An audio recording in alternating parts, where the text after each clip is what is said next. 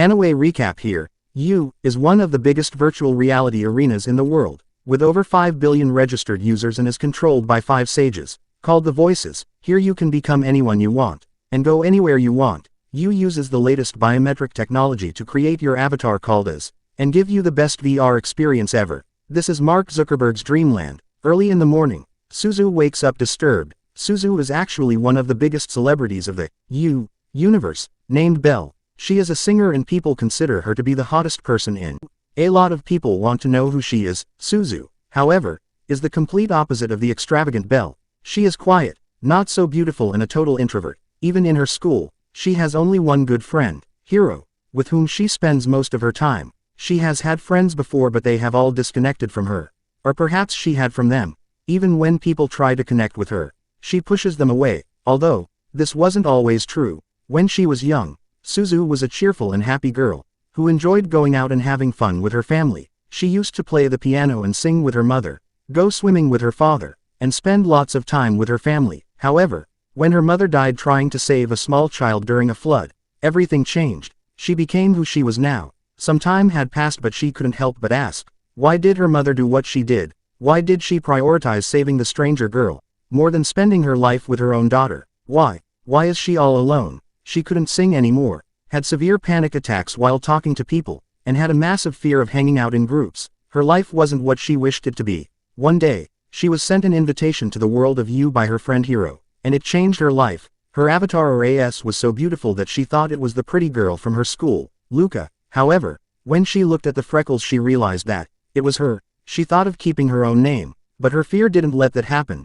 Instead she named herself Belle. After much deliberation whether to start or cancel, Suzu finally stepped in to the world of Haikyuu. When she opens her eyes, she is in her avatar. The world around her is different and unique. She starts to sing. Suzu realizes that she didn't get a panic attack while singing here. She is happy that she can sing again. She starts singing with all her might. The people around her find her irritating, obnoxious and showboaty for singing in the middle of nowhere, for no reason at all. However, Suzu doesn't stop singing. An angel avatar comes to her and tells her she is amazing. Just then, Suzu wakes back up in the real world. She doesn't have any new followers yet, but she is glad that she can sing again. That day was probably the happiest she had been in years. She studies well, has a proper lunch, and even participates in activities at school. The next few days are the same as well. But one day when she rechecks her Haikyuu account, she is shocked. Her followers is in the billions. Speaking of which, you guys should subscribe to our channel. Anyways, everyone in the Haikyuu-verse is talking about her. People have made fan arts and theories about Belle. There are haters as well, especially the famous virtual singer, Peggy Sue. An amazed and scared Suzu runs to Hiro's house. She is super concerned about the fact that Belle is being roasted like hell by people on the Haikyuu-verse. Hiro is a bit calmer and tells her that there's always going to be haters. Suzu is not so thrilled. She wants everyone to like her.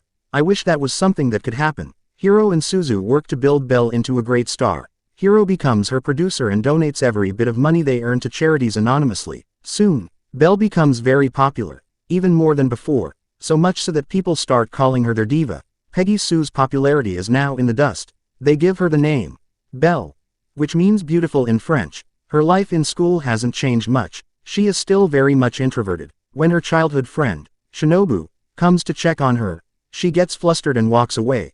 For Suzu, the world of Haikyuu is the only place where she can truly express herself. That night as Belle is having her concerts in the dome stadium of Haikyuu, a character called Dragon bursts in, followed by several robot-like cops called Justices. Dragon is a renowned martial artist of the Haikyuu-verse. He is however not well liked as his style is rough. He attacks his victims until their data breaks down. The guy is ruthless. Even though he is outnumbered heavily, Dragon manages to beat every single one of them. The leader of the Justices, Justin, then reveals himself alongside his several sponsors that glare up behind him. He starts using his huge laser beam called the Origin, which can locate the real person behind the avatar, to strike down the dragon. But he is just too slow. Dragon escapes. Suzu and Hiro are shocked at what just happened. Belle's concert is cancelled. The next day, Hiro is adamant to find who this dragon guy is. They take permission from their old elementary school to use the study room, and she sets up her giant PC. Dragon had won 369 of his last matches, lost 3 and tied 2.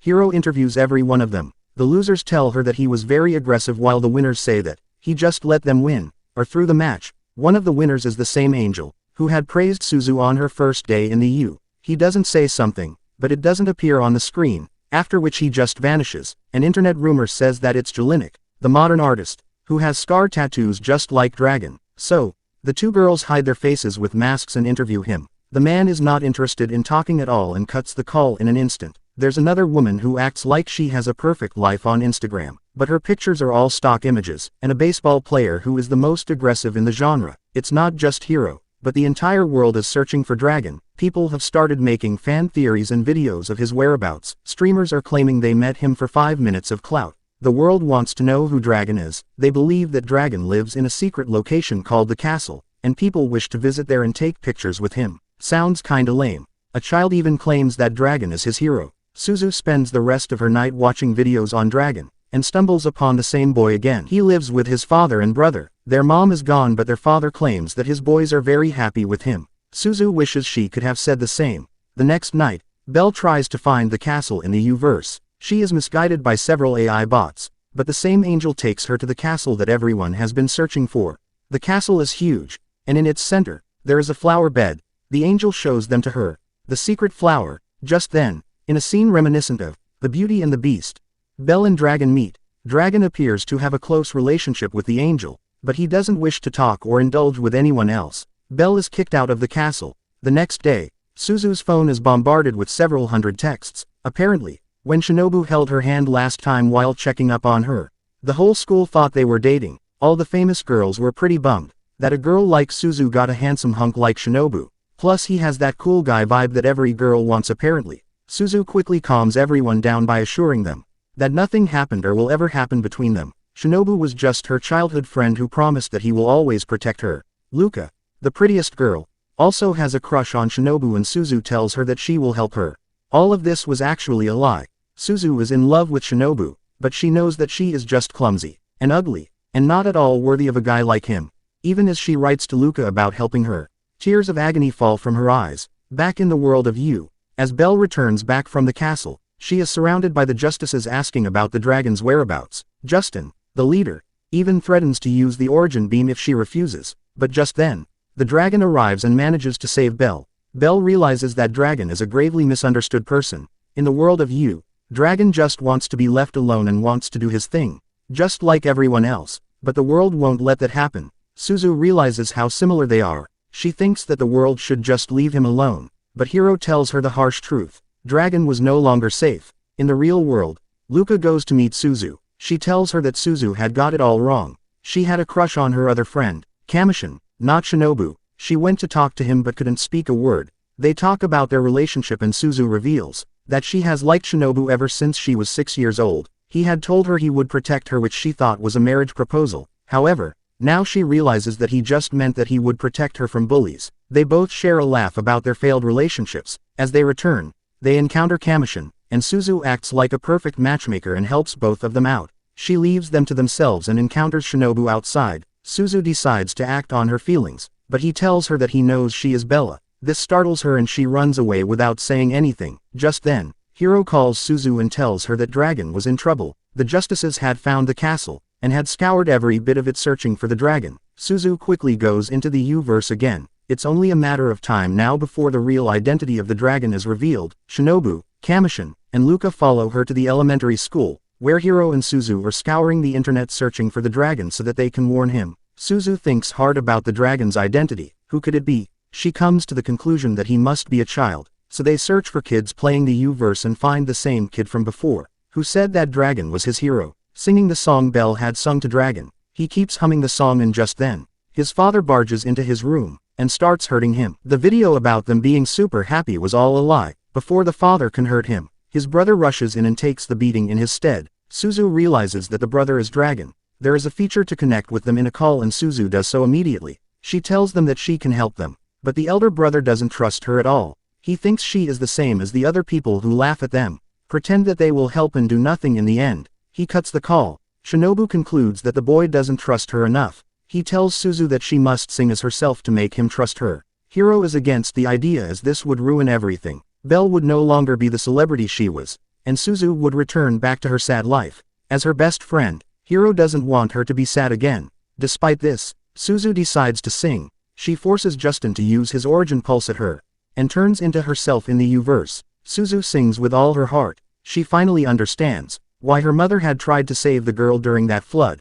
Helping others is far more important than our own ego. Her voice is so calm and true that the audience can't hold back their tears. They all start singing with her, encouraging her and helping her to send her message. The two boys hear her too and decide that perhaps Suzu was different. The call connects again, but just as they were about to give their address, their father barges in and cuts the call. The hope is almost lost, but when Luca realizes that she heard two announcement musics, which she recognized in the video call earlier, they conclude that the boys must be between two cities. Upon checking the footage they also see the two towers nearby, and Kamishin tells them that it's in Tokyo, where he went to compete for the finals of his athlete summit. The adults there quickly call the child services, but they tell her that nothing can be done until 48 hours after the complaint is registered. Suzu cannot let this happen, so she rushes to Tokyo all by herself. She texts her father on the way, and apologizes for being rude and selfish all this time. He understands. He knows that her mother's death has been hard on her, and she needs time to get back to her normal self. It's raining in Tokyo, and in the heavy rain, Suzu scours the streets searching for the boys. When she finally finds them, she hugs them almost as if they were close friends. Their father comes searching for them, but Suzu stands up to him. There is nothing he can do before her resilience. He just runs away. The boys tell her how grateful they were to see her, and that she was beautiful. She always was a beautiful person, because beauty is in the heart, and her heart was the most beautiful of them all. As always, if you like what you see, subscribe to the channel.